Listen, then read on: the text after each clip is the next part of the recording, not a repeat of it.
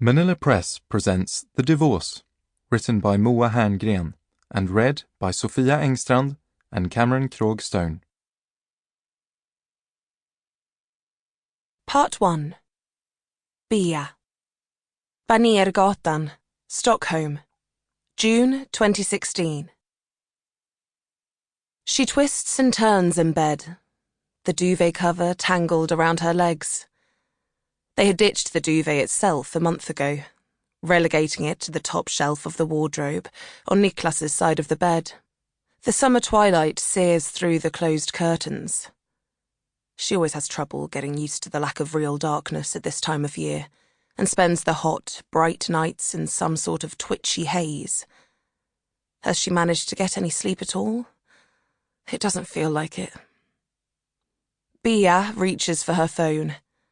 12:41 a.m. No messages. He's probably on his way home. They must be winding down at the very least. Is Daphne's even open this late? She opens the message app and starts composing a conciliatory SMS. Maybe she was too hard on him earlier. But mid-message, she stops typing. What does she have to apologise for? He's the one who should be saying sorry. Bea should be angry. She is angry.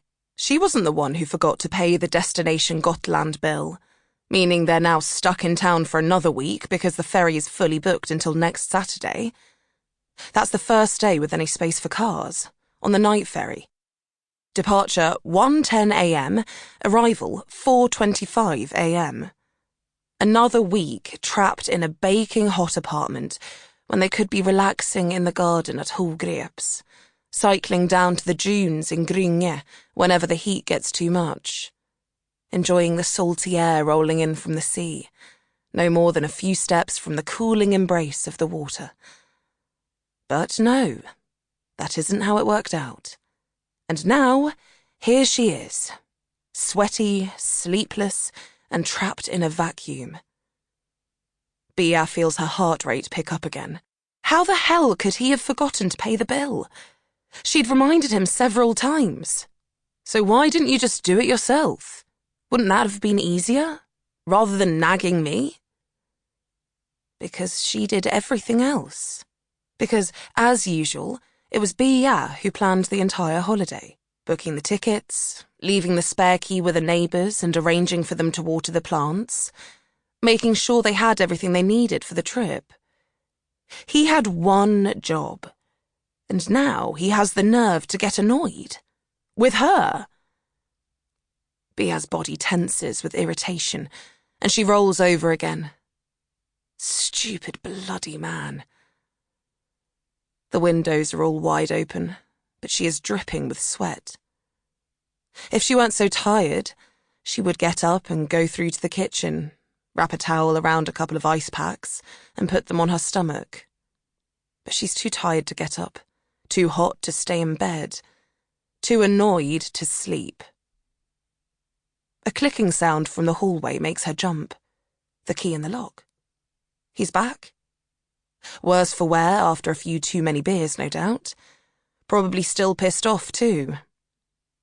Or maybe the booze has tipped him over into regret, and he'll crawl into bed behind her and whisper a breathless apology, as though that could make up for the fact that he's ruined their whole week. No, she isn't ready to forgive him yet. Bea hears footsteps in the hallway, the bathroom door opening. She pricks her ears. The footsteps sound too light, bare feet tiptoeing over the creaking parquet. Nothing like Niklas's inconsiderate stomping as he noisily makes himself a snack, or runs the tap like he usually does when he gets home late. "Oh, sorry, did I wake you?" he always asks. 32 years together, and he still doesn't seem to realise that she's a light sleeper. "But you love me all the same, right?" he says, cocking his head and giving her puppy dog eyes. And no matter how annoyed she is, Bea always replies that of course she does. There are times when she wonders just how much that irritation eats away at her love for him. Sample complete. Ready to continue?